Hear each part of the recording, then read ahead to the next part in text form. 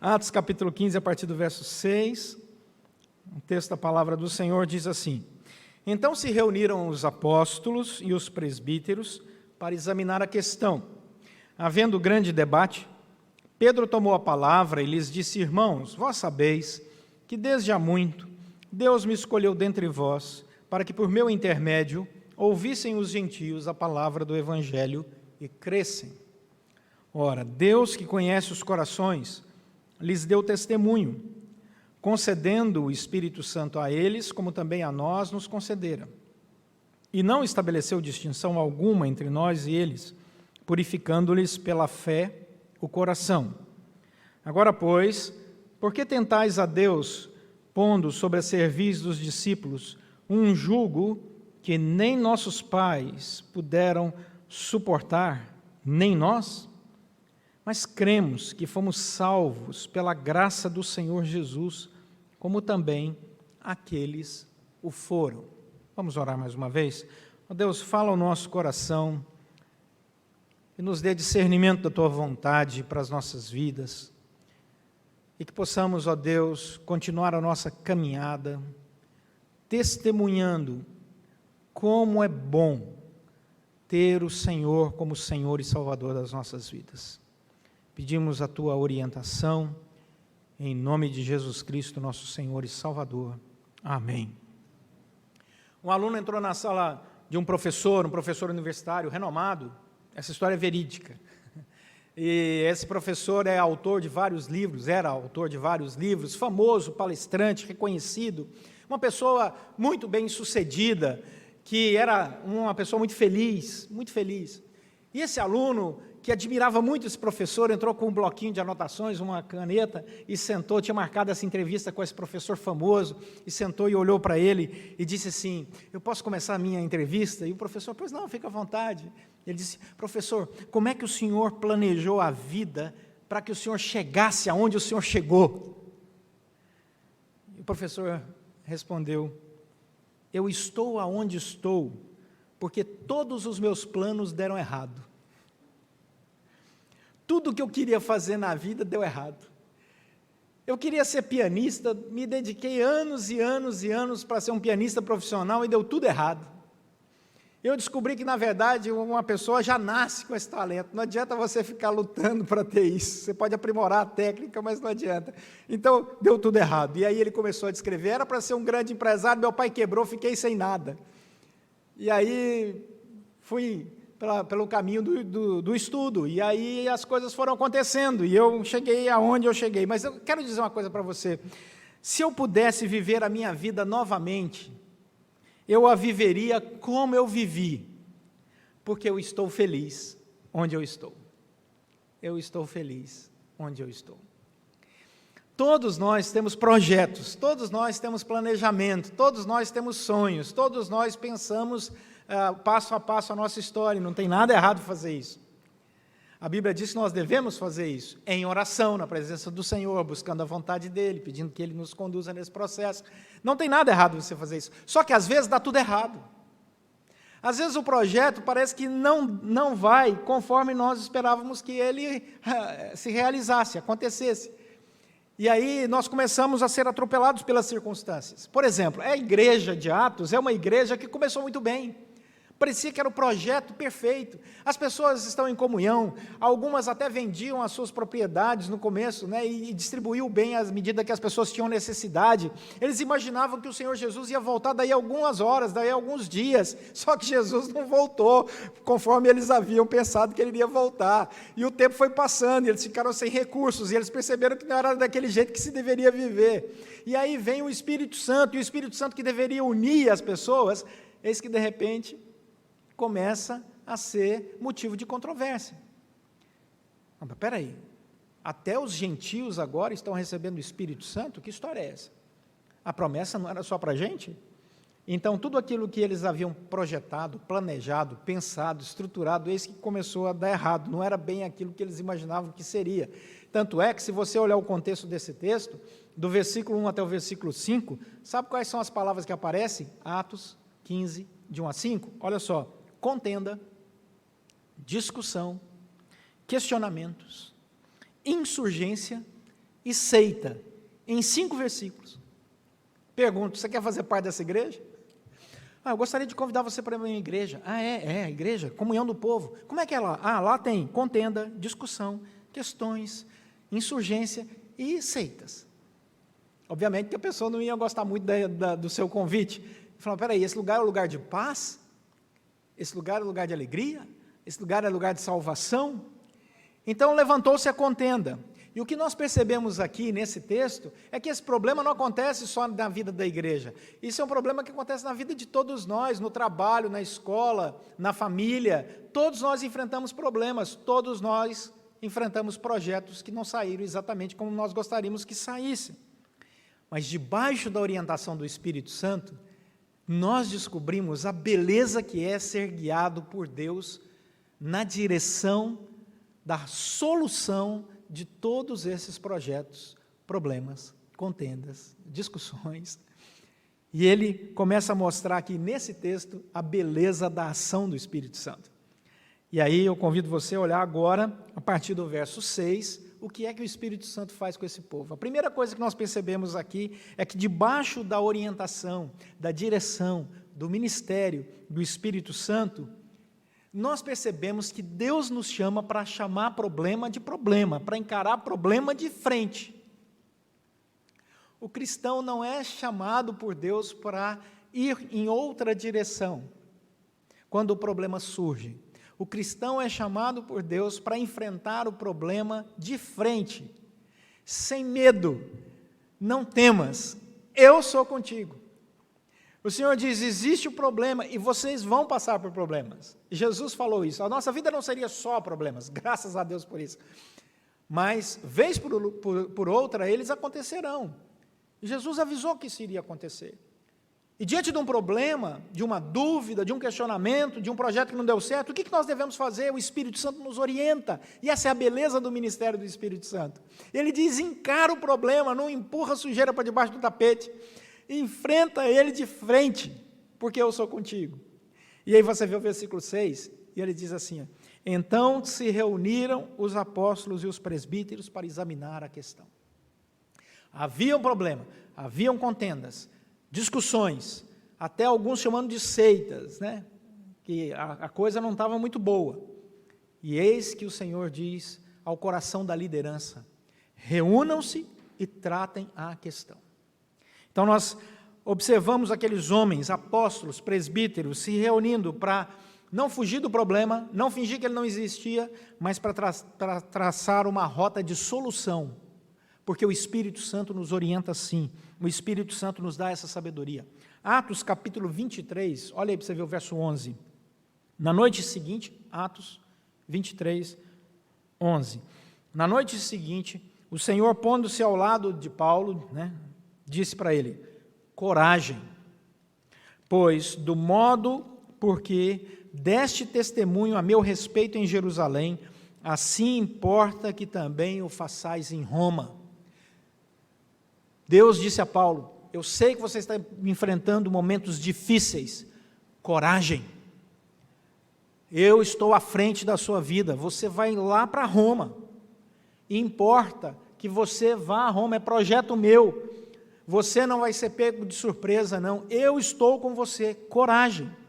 E sabe o que acontece? O apóstolo Paulo aprende na caminhada que Deus é o Deus que nos chama para enfrentar problemas com coragem, porque quando Timóteo, rapazinho, novinho, era pastor lá na cidade de Éfeso, e Éfeso era uma cidade grande, e estava enfrentando muitas dificuldades no pastorado daquela igreja, Paulo escreveu para Timóteo, em 2 Timóteo 1, 6 e 7, o seguinte, por esta razão, pois, te admoesto que reavives o dom que há em ti, pela imposição das minhas mãos, porque Deus não nos tem dado espírito de covardia, mas de poder, de amor e de moderação. Gente, o povo brasileiro é extraordinário. Eu vou repetir essa frase, porque ela é poucas vezes dita. O povo brasileiro é extraordinário. Nós começamos a enfrentar uma pandemia, e quando olhamos para várias autoridades da nossa nação, elas estavam batendo cabeça, discutindo umas com as outras, pensando em política, e o povo estava sozinho. E o povo está superando uma pandemia sozinho. Esse povo é fantástico. Não havia protocolo, não havia gestão, não havia organização, mas o povo se uniu. E por WhatsApp um trocava informação com o outro. Tem que fazer isso, tem que fazer... Coisas absurdas às vezes. Mas o povo foi se achando, foi se ajudando, um apoiando o outro. Igrejas fechadas que se mobilizaram e continuam apoiando, e continuam ajudando. E fomos superando, e estamos superando. Óbvio, teve uma ação de um governo aqui, de uma outra coisa, claro, mas longe de ser o ideal, em termos de gestão, organização, administração, autoridade, longe de ser o ideal. E não foi só o Brasil, não, muitos outros lugares do mundo, até primeiro mundo, como se diz por aí. Mas o povo de Deus foi guardado, orientado, uniu-se, mais uma vez, com uma força sobrenatural e caminhou junto, ajudando um ao outro, apoiando um ao outro em oração, em atitudes práticas e até a sociedade. Isso é coisa do Espírito Santo, de gente que não tem medo de encarar o problema de frente. Tem um problema? Vamos nos reunir. O que nós vamos fazer? Vamos orar, vamos buscar a orientação do Senhor, vamos ver como nós podemos nos apoiar, vamos ver como nós podemos apoiar aqueles que não têm apoio algum. Que coisa linda! Porque nós não temos partido, nós somos unidos em Cristo Jesus. Essa é a mensagem do cristianismo. Não queiram nos partir, nós somos unidos. Somos unidos e somos unidos até em denominações diferentes. A gente ama o assembleiano da comunidade, os batistas, é pouca água, é pouco fogo, é muito fogo. A gente se abraça, a gente se ama, a gente ora um pelo outro, a gente apoia um ao outro, e a igreja vai unida, porque é o Espírito Santo que nos une. É o Espírito Santo que nos une. Isso nós aprendemos aqui na palavra, com esses exemplos do povo de Deus que encara problema de frente, que diz, vamos resolver. Vamos resolver. Só o Espírito Santo pode nos dar esse poder, esse espírito não de covardia e de moderação, porque não saímos por aí pregando rebelião social, não. Não saímos por aí pregando rebelião armada, dizendo, já que está bagunçado, vamos tomar o poder pelas armas. Não, nós auxiliamos e apoiamos e até oramos pelas autoridades. As nossas armas não são carnais, são espirituais. A nossa linguagem não é carnal, é espiritual. Nós não defendemos ideologia, nós somos de Cristo. É simples assim.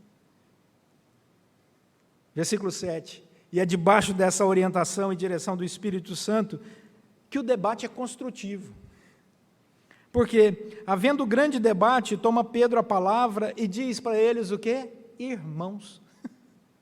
A primeira coisa que eu quero dizer é que vocês não são meus subordinados, nós somos todos irmãos. E ele diz, irmãos, vocês sabem que há muito tempo Deus me escolheu dentre vocês para, através do meu intermédio, que os gentios ouvissem a palavra do Evangelho. Queridos, Paulo estava ali. Paulo poderia ter levantado e falado, espera aí. Não. Pedro, deixa eu te dizer uma coisa. No dia que o Senhor agiu de maneira sobrenatural na minha conversão, Ele me chamou para ser o apóstolo aos gentios. Quem tem esse título sou eu. Lá em Lucas, você percebe as discussões surgindo e faltando humildade. Jesus chama essas pessoas à humildade. E aqui você vê o apóstolo Paulo ouvindo Pedro dizendo assim, eu fui chamado dentre vós para pregar aos gentios. Sabe o que Paulo fala? Nada. Ele se cala porque ele sabe que o chamado de Deus para pregar aos gentios é sobre a vida de Pedro, é sobre a vida dele, é sobre a vida de todos nós.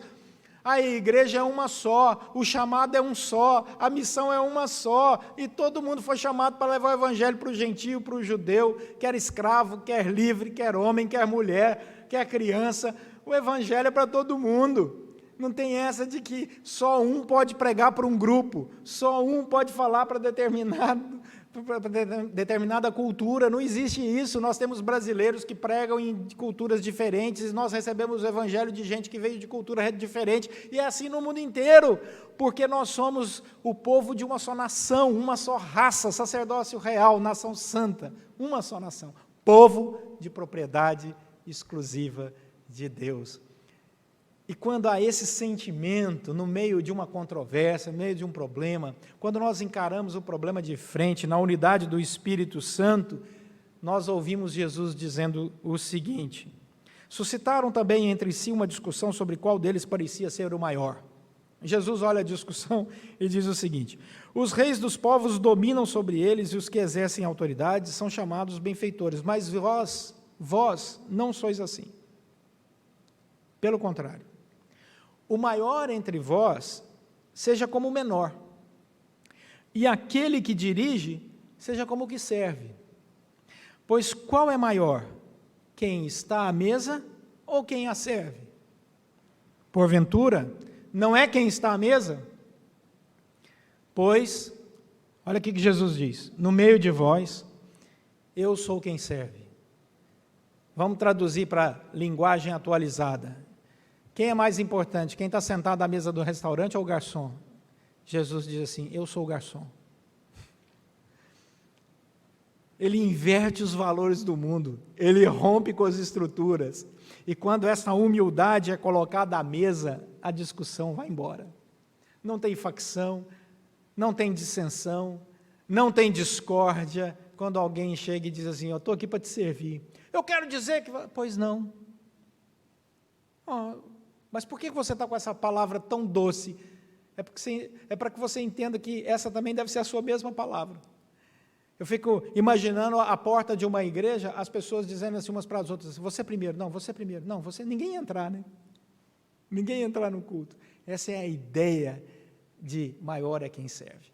Por isso a discussão aqui começa a progredir para a solução, porque o sentimento envolvido é de humildade e de unidade. Olha o versículo 8. Ora, Deus que conhece os corações lhes deu testemunho concedendo o Espírito Santo a eles, como também a nós nos concedeu. Olha o que Pedro diz: e não estabeleceu distinção alguma entre nós e eles, purificando-lhes pela fé o coração. Pedro havia aprendido o que Atos, capítulo 10, 15, ensinou para ele: ao que Deus purificou, não consideres comum. Deus nos purificou, Deus nos chamou, Deus nos guardou, Deus nos salvou, Deus nos lavou. Ninguém aqui é comum, mas também ninguém é mais especial que o outro. Somos todos povo santo, chamados para viver debaixo desta unidade. Por isso, o que salva, diz Pedro, é a fé, não são as obras.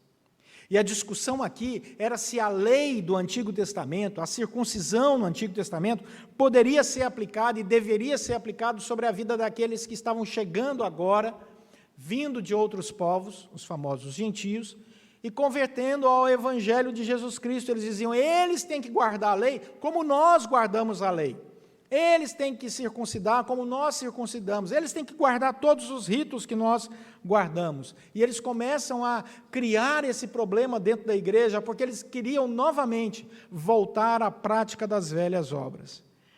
E isso é terrível, porque quando você tenta resgatar aquilo que o homem pode fazer para ser salvo, você elimina a beleza da graça de Deus. E nós precisamos entender que em muitos momentos da nossa vida, nós vamos ser dirigidos de maneira extraordinária pelo Espírito Santo, apenas por essa graça salvadora do Senhor Jesus sobre nós. E aí, o texto vai dizer que esses judeus que queriam ser legalistas sobre a vida daquele povo, começam a criar problemas, porque eles querem produzir uma fé que lhes salve. E Pedro diz: isso não é graça. Isso não é graça. Jesus, lá em Mateus capítulo 11, disse que quem se achega a Ele, deixa a sobrecarga, e o jugo é leve. E aí percebemos que as leis que os judeus queriam que aquele povo guardasse ia jogar sobre eles um peso que não tinha nada a ver com leveza, era só sobrecarga. Só para você ter uma ideia, o comentarista diz que havia, dentro dessa tradição judaica, 613 mandamentos que uma pessoa tinha que guardar para ser aceita por Deus. Vou repetir, 613 mandamentos, consistindo em 348 preceitos positivos. 348 preceitos positivos. A questão não era só a circuncisão. O problema do legalismo é quando você começa a estabelecer uma lei, você puxa uma segunda, uma terceira, uma quarta, você vai criando uma lei atrás da outra. E aquilo se torna um peso terrível. Imaginem aqui, nós começamos o nosso culto hoje, né? Vocês já perceberam, você vai sair de casa, você tem que pegar máscara, tem que pegar álcool gel, aí chega na igreja, tem tapete para não sei o quê, tem distanciamento, você vai montando uma série de coisas, vai ficando pesado. Era tão bom quando era só graça, né, gente?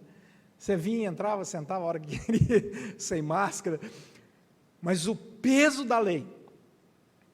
Só que essa lei aqui era a lei daqueles que estavam se distanciando do Senhor, porque Cristo já havia cumprido essa lei sacrificial. E ao resgatar essa lei do Antigo Testamento, eles anulavam a obra de Cristo na cruz. Esse é o problema da lei. Quando se resgata a lei sacrificial, e ainda com todas as outras leis que eles haviam criado, que Deus não havia criado, eles estavam anulando a obra de Cristo. Por isso que debaixo da ação do Espírito Santo, a graça é compreendida, e nós andamos mais levemente. Versículo 11. Cremos que fomos salvos pela graça, diz Pedro. A graça do Senhor Jesus, como também aqueles o foram. William Barclay, o comentarista, diz o seguinte: o grande paradoxo da vida cristã é que o caminho para a vitória começa pela rendição, e o caminho do poder passa pela admissão da nossa total impotência. Você quer ser um vitorioso na batalha? Renda-se a Cristo Jesus.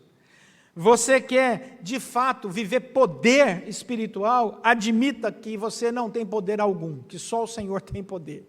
É paradoxal. Não é uma afirmação diante dos problemas, eu posso, eu vou, eu encaro, eu resolvo. É uma afirmação diante dos problemas, eu vou, debaixo da graça do Senhor. Eu vou porque Deus tudo pode. Eu vou porque eu não confio em mim, confio nele. Eu vou porque estou firmado nas promessas do Senhor e não naquilo que eu chamo de pensamento positivo para a minha vida. Um comentarista chamado Howard Marshall diz que depois que Pedro falou tudo isso, versículo 12, o povo se calou, a oposição silenciou e o problema foi, naquele momento, resolvido. Depois vem a palavra de Tiago, depois se estabelece uma norma e a igreja começa a andar com mais tranquilidade, agilidade e crescimento, porque o Espírito Santo orientou o coração deles. Daí, a pergunta que não quer calar para nós hoje aqui é: tá bom, pastor, o senhor falou, e agora eu posso dizer isso, né? E o que é que eu levo para casa? Né? O que é que eu levo para casa? Né? Aquele professor, ao conversar com aquele aluno, mostrou que muitas vezes o caminho que Deus tem para nós, e diga-se de passagem, esse professor professava a fé cristã, é muito melhor e surpreendente do que o que nós mesmos traçamos para a nossa história. Que as crises e os problemas vêm não para nos tirar do rumo, mas para nos colocar no centro da vontade de Deus para a nossa vida. E quando nós encaramos eles com o coração da graça de Deus, e não como uma relação de lei retributiva, eu fiz, merecia isso, não merecia aquilo, quando você descansa, Deus é soberano, gracioso, Ele me ama, me salvou, Ele está no controle da minha vida, você encara o problema como ele deve ser encarado. Com oração, com aconselhamento mútuo do povo de Deus, com humildade, com unidade, para promover a unidade, seja na sua casa, seja no trabalho, seja na escola, seja na igreja. Você luta pela piedade, ou seja, para que Deus seja glorificado, e por isso você tem um coração de servo e não de senhor. E você faz tudo debaixo da graça de Deus e para a glória de Deus. Esta é a fórmula que o Espírito Santo usa para conduzir o povo de Deus no meio de grandes crises. E é muito bom ser conduzido pelo Espírito Santo de Deus. Porque o nosso maior problema, Deus já resolveu. Nós estávamos mortos nos nossos delitos e pecados. Não havia absolutamente nada que nós pudéssemos fazer. Estávamos mortos. Um morto não faz absolutamente nada. Estávamos mortos espiritualmente. Mas Deus nos deu vida. Pela graça nós somos salvos, mediante a fé que Ele implantou nos nossos corações. E por isso, nós agora realizamos o nosso louvor diante dEle, acompanhado também das boas obras que Ele de antemão preparou para que nós andássemos nelas. E aí nós descobrimos a beleza de enfrentarmos os problemas guiados pelo Espírito Santo, porque quem enfrenta problema guiado pelo Espírito Santo é mais do que vencedor em Cristo Jesus. Em Cristo Jesus. E aí pode testemunhar para as pessoas que apesar do desgoverno desse mundo, nós estamos debaixo de um só Rei, que se chama Jesus Cristo. E Ele é Senhor da nossa história. E Ele é o nosso Salvador. E o Espírito Santo, a terceira pessoa da Santíssima Trindade, está entre nós, ministrando aos nossos corações, nos ensinando pela palavra, o manual da nossa vida, como devemos andar. Por isso, nada temeremos. Ainda que os montes se abalem, nada temeremos, porque nós sabemos quem está conosco. E nós sabemos para onde estamos indo. Não há em nosso coração dúvida alguma. Louvado seja o nosso Deus. Amém? Vamos orar. Queria te convidar aí a pensar um pouquinho nos momentos que você tem enfrentado, quantas preocupações com certeza passaram no seu coração, nesse tempo tão difícil que o mundo atravessa. Eu quero te dizer mais uma vez, confia no Senhor, alimenta-te da verdade e segue em paz. Porque eis que estou convosco, disse o Senhor Jesus, todos os dias, até a consumação dos séculos. A garantia é dEle, a palavra é dEle, a promessa é dEle, e Ele é fiel. Não tema, crê somente. Senhor, nosso Deus e Pai, muito obrigado pelo privilégio dessa noite. Muito obrigado, Senhor, porque o Senhor nos dá essa coragem santa para levantar a cada manhã encarando os problemas de frente e sendo orientados pelo Senhor, na piedade, na humildade, na unidade, na confiança, no discernimento. Que o Senhor continue fazendo isso com cada um. Que o nosso louvor, ó Deus, possa sempre subir como aroma suave à Tua presença, para a glória do Senhor. Sustenta-nos, nos dê saúde, alegria, paz, proteção. Abençoa e protege a Tua igreja. Cuida da nossa nação. Tem misericórdia deste mundo. Nós oramos pedindo a Tua bênção em nome de Jesus Cristo, nosso Senhor e Salvador. Amém.